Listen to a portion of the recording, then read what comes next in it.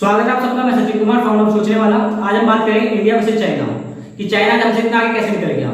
1971 में पूरी दुनिया के कंट्रीब्यूशन के मामले में चाइना के मात्र 3% हिस्सेदारी थी। बात ध्यान दीजिएगा, 1971 में चाइना के मात्र 3% हिस्सेदारी थी और आज के टाइम पे 25% हिस्सेदारी चाइना की। आज पूरे वर्ल्ड में जितने एयर कंडीशनर मैन्युफैक्चर हो रहे हैं उसमें 80% मैन्युफैक्चरिंग चाइना में हो रही है। जितने इलेक्ट्रॉनिक्स मोबाइल मैन्युफैक्चर हो रहे हैं उसमें 80% मोबाइल मैन्युफैक्चर चाइना में हो रहे हैं। शूज जितने मैन्युफैक्चर हो रहे हैं 60% अकेले चाइना मैन्युफैक्चर कर रहा है। जितने सोलर सिटी प्लांट के मैन्युफैक्चर हो रहे हैं उसमें 74% चाइना की हिस्सेदारी है। जितना सीमेंट प्रोड्यूस हो रहा है पूरी वर्ल्ड में 50% अकेले चाइना की हिस्सेदारी है। जितना स्टील प्रोड्यूस हो रहा है पूरी दुनिया में 50% अकेले चाइना की हिस्सेदारी है। और यहाँ तक कि जितने सेब प्रोड्यूस हो रहे हैं 50% अकेले चाइना प्रोड्यूस करता है। और आप जानना चाहेंगे दूसरे नंबर पर कौन सा देश है? यूएसए 6% हिस्सेदारी के साथ। अब समझ रहे दोनों का गैप कितना है? कहां पहला 50% के साथ और दूसरा 6% के साथ। इससे फर्क क्या हुआ उनका?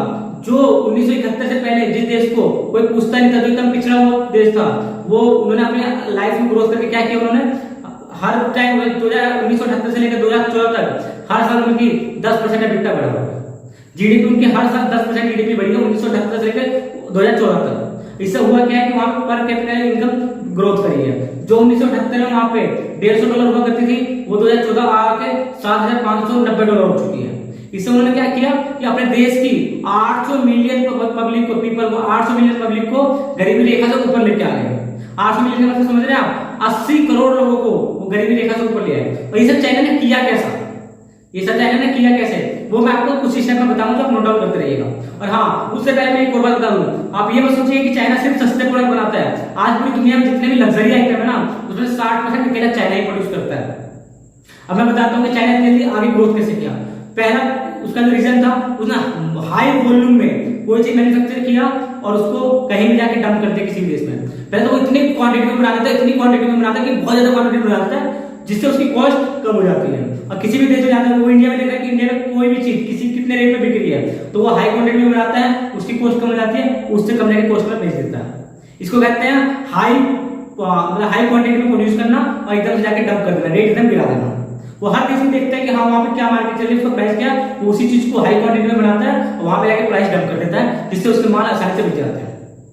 दूसरा रीजन क्या है कि उसको रिवर्स प्लानिंग करता है। जैसे कि उसको यूएसए को बोलता है तुम अपनी R&D करो, तुम अपना रिसर्च करो, मुझे कुछ मतलब नहीं। हम क्या करेंगे, तुम्हारा प्रोडक्ट लाएंगे, जितना आगे का एडवांस टेक्नोलॉजी का आपका कोई भी प्रोडक्ट है उसको हम यहाँ पे लाएंगे, उसको खोलेंगे, देखेंगे और उसके अंदर क्या है हम उसको ऐसे बना देंगे।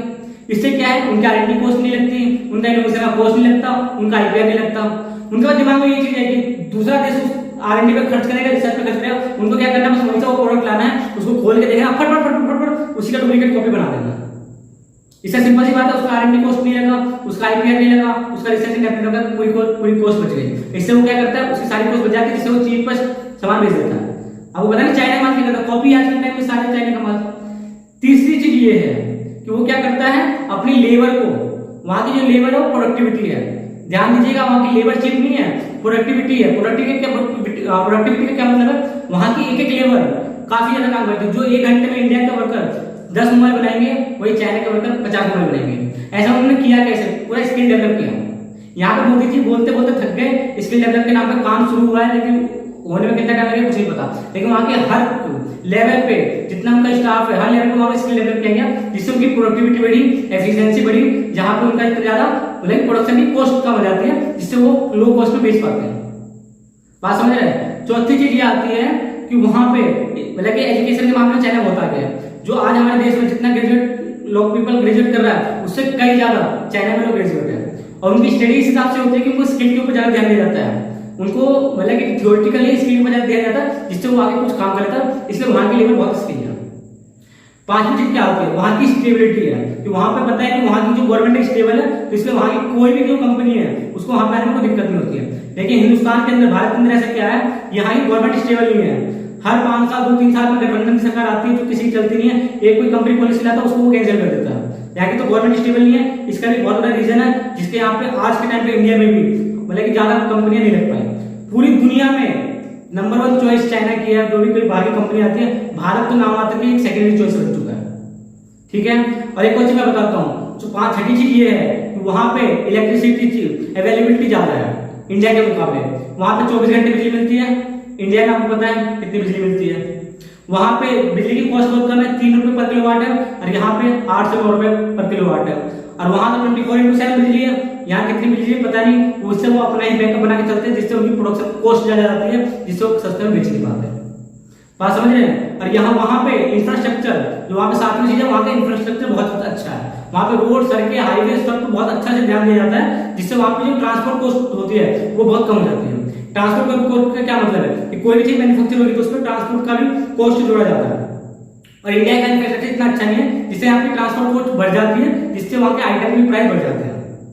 और वहां की सरकार की जो 8वीं सबसे बढ़िया चीज क्या लगती है, तो वहां के वो अपने कॉर्पोरेट को वो खुद अपना किसी देश में जाती है, चाइना हो गया, चाइना का जो बंदा है वो अफ्रीका जा रहा है, पाकिस्तान जा रहा है, श्रीलंका जा रहा है, वहां पे वो क्या करता है अपने कंपनी के जो उसके देश में सबसे टॉप बड़ी कंपनी है, वो आप किसी भी देश में जाता है, कहता हम आपके देश में सारा काम कर देंगे, ये हमारा ये बंदा ये आपका काम कर देगा, ये वाला बंदा ये काम कर देगा, ये वाला बंदा ये काम करेगा। अब वो पता है श्रीलंका डूबा किस तरह से कि वहां पर सब चीज का दबदबा चाइना ने कर लिया था। वहां जितने भी रोड बने चाइना ने बनाए, जितने एयरपोर्ट बने चाइना ने बनाए, जो भी चीज मैन्युफैक्चर होती थी चाइना लेके आता था।